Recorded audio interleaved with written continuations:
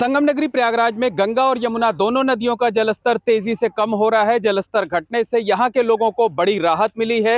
रिहायशी बस्तियों और घाटों से पानी घट चुका है। बाढ़ की आशंका पूरी तरह से खत्म हो चुकी है। निश्चित तौर पर यह प्रयागराज के लोगों के लिए बड़ी राहत की बात है, लेकिन बाढ़ का पानी घटने के बाद भी यहाँ के लोगों की मुसीबतें कम होने का नाम नहीं ले रही हैं। जगह जगह घाटों पर कीचड़ फैला हुआ है, मिट्टी बनी हुई है, कचरा फैला हुआ है, जिससे तमाम लोग संक्रामक बीमारियों का शिकार हो रहे हैं। इसके साथ साथ घाटों पर पूजा अर्चना करने के लिए और गंगा यमुना अदृश्य सरस्वती की त्रिवेणी संगम की धारा में आस्था की डुबकी लगाने के लिए आने वाले श्रद्धालुओं को दिक्कतों का सामना करना पड़ रहा है। घाटों पर इसी तरह से मिट्टी जमी हुई है। इस वक्त हम मौजूद हैं प्रयागराज के अरैल घाट पर। यमुना किनारे का ये घाट है जहां आप देख सकते हैं कि ये पूरी सीढ़ियां बनी हुई हैं, लेकिन इस पर पूरी तरीके से मिट्टी पटी हुई है।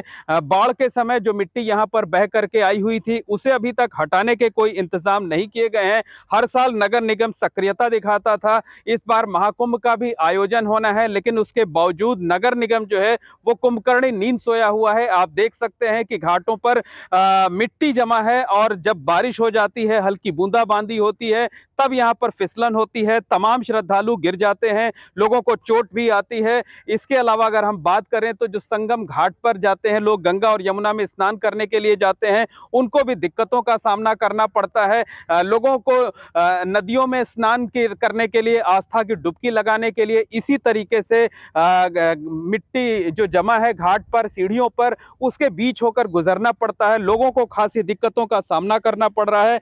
हमारे साथ कुछ लोग भी हैं, हम उनसे बात करते हैं, उनसे जानने की कोशिश करते हैं कि आखिरकार घाट की क्या स्थिति है। सबसे पहले आपसे जानना चाहेंगे, क्या नाम है आपका? राजबाबू मिश्रा नाम है। ऑनलाइन बाबा। जय माँ गंगे हर हर गंगे।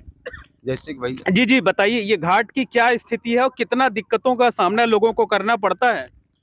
भैया दिक्कतें तो बहुत ज़्यादा उत्पन्न होती हैं, और दिक्कतें तब ज़्यादा उत्पन्न होती हैं जब वर्षा होती है। वर्षा के समय जब जो है मिट्टियाँ जो है चिकनी टाइप की कीचड़ टाइप जो हो जाती हैं, तो पैर पड़ते हैं तो आदमी तुरंत गिर जाता है। तो ऐसे समय पर आदमी चोटिल हो जाता है। तो धर्म क्षेत्र में है, ऐसे कार्य में तो नगर निगम को सक्रिय होना चाहिए, तुरंत हटाना चाहिए जो है। और मेला भी लगना है इस समय तो और 1 महीने पहले 2 महीने पहले ही सारी सुविधाएं जो है अवेलेबल करनी चाहिए। संक्रामक बीमारियां भी फैलने का खतरा है। जल का ठहराव थोड़े थोड़े हर जगह जो है ठहराव हैं, तो इसमें जो है कीड़े उत्पन्न होते हैं, जिससे आदमी जो है उसके जो है वहाँ नज़दीक जाएगा तो उसको आकस्मिक जो है उसको जो है बीमारी घेरेगा ही घेरेगा। और भी लोग हैं, उनसे भी बात कर लेते हैं। क्या नाम है आपका? प्रवेश पांडे शास्त्री।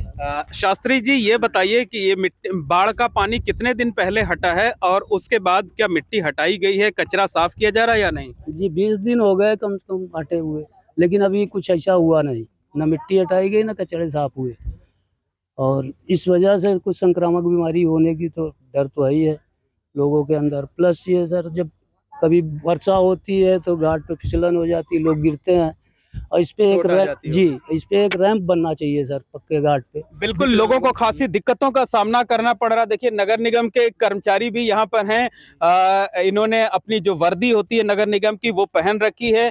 इनसे भी बात करते हैं, जानने की कोशिश करते हैं। क्या नाम है आपका?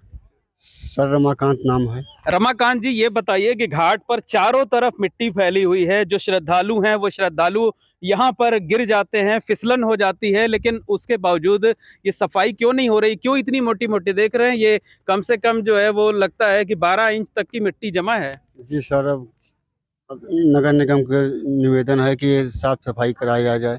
हम तो कूड़ा सर, हमारी ड्यूटी है सर, साफ सफाई कर देते हैं। मिट्टी तो हम हटा नहीं पाएंगे सर, हमारी जो ड्यूटी है सर वो करते हैं अपना। लेकिन आप देखते तो होंगे ना कि यहाँ लोगों को दिक्कतें होती हैं, लोग गिर जाते हैं, चोटें लगती हैं।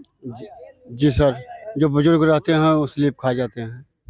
तो देखिए, ये नगर निगम के कर्मचारी हैं, इनको इस बात का एहसास है कि मिट्टी को हटना चाहिए, क्योंकि अगर मिट्टी नहीं हट रही है तो फिसलन होती है और इसकी वजह से लोग फिसल कर गिर जाते हैं, लोगों को चोट आ जाती है, लोगों की आस्था प्रभावित होती है, श्रद्धालुओं को खासी दिक्कतों का सामना करना पड़ता है। लेकिन इसके बावजूद जो सरकारी अमला है वो सोया हुआ है, वो कतई जो है हरकत में नहीं है, कतई सक्रिय नहीं है। और आगे बढ़ते हैं, आपको दिखाते हैं कि यहाँ पर तकरीबन 1-1 फीट तक मिट्टी जमा है, और जब बारिश होती है, हल्की बूंदाबांदी होती है, तब ये मुसीबत का सबब बन जाती है। तो निश्चित तौर पर कहा जा सकता है कि संगम नगरी प्रयागराज के लोगों को इस साल बाढ़ से जो है राहत जरूर मिली है। 3 दिनों की बात अगर छोड़ दिया जाए तो इस बार जो है वो गंगा यमुना का जलस्तर इतना उफान पर नहीं आया कि लोगों के लिए वो मुसीबत का सबब बनता। जलस्तर अब तेजी से घट भी रहा है, लेकिन इसके बावजूद लोगों की मुश्किलें कम नहीं हो रही हैं। घाटों पर कीचड़ फैला हुआ है, मिट्टी जमा है, जो रिहायशी बस्तियां हैं वहां भी संक्रामक बीमारियां इस वजह से फैल रही हैं। लेकिन जो सरकारी अमला है वो अभी नींद में सोया हुआ है।